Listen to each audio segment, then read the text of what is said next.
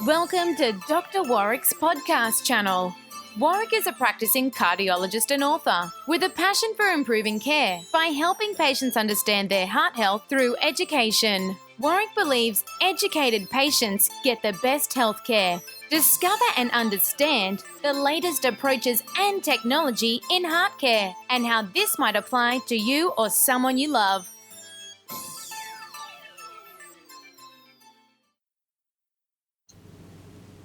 Hi, I'm Dr. Warwick and I'd like to welcome you to my consulting room.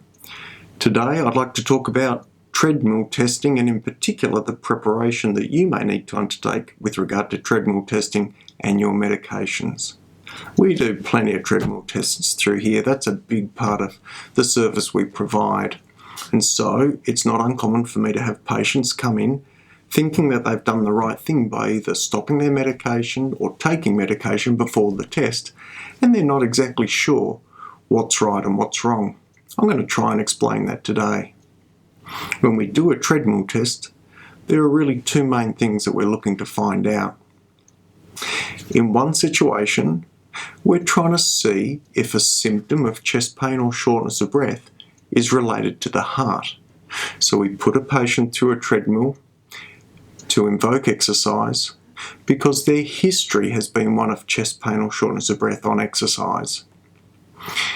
If we're able to reproduce that symptom of shortness of breath or chest pain during exercise, and we can demonstrate abnormality on the heart, either by the ECG being abnormal or when we ultrasound the heart, seeing that the heart doesn't move normally under load, indicating a lack of blood flow, then we can confirm the diagnosis that lack of blood flow is the cause of the symptom.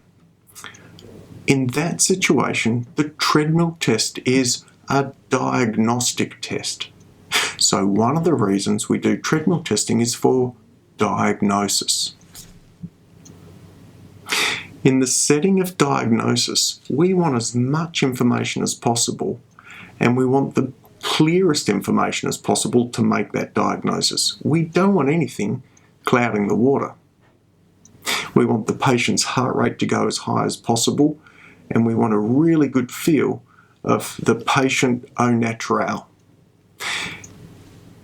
Almost invariably, we want the patient off any medication that could slow their heart rate down when we're doing a diagnostic test, because slowing the heart rate down will make the test less precise and we might be less able to pick up that abnormality because the test is less sensitive.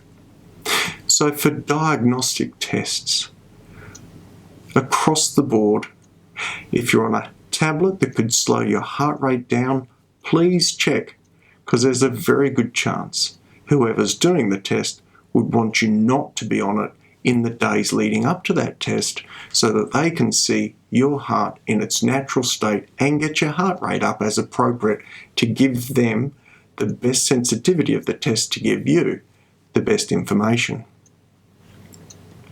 Well, stress testing for diagnostic purposes, that's the first reason we do it.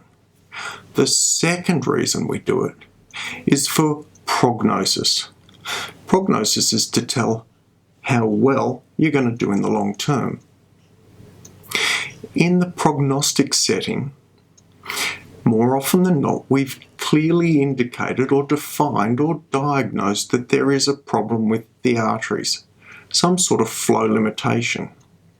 It may be someone who's had a stent, had a bypass, had a CT scan, and there's evidence that we know that there may or may not be a blockage there, and we've put the patient on treatment to manage that. In the prognostic setting, what we're interested in finding out, more often than not, is how does this patient behave in the real world on their usual tablets when pushed to a high workload.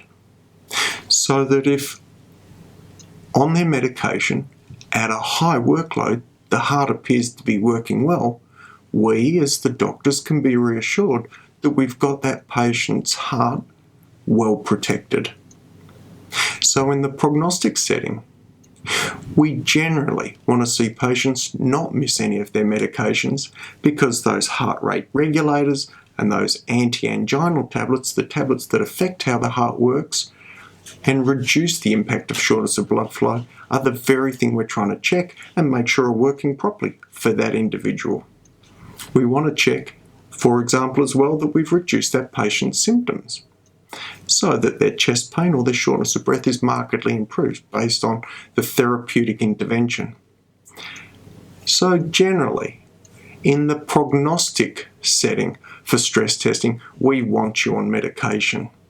So diagnostic, off medication, prognostic, on medication, not sure, please ask. It's only a phone call and we'd love to tell you. I hope that makes a bit of sense. Thank you for joining me and good health. You have been listening to another podcast from Dr. Warwick. Visit his website at drwarwickbishop.com for the latest news on heart disease. If you love this podcast, feel free to leave us a review.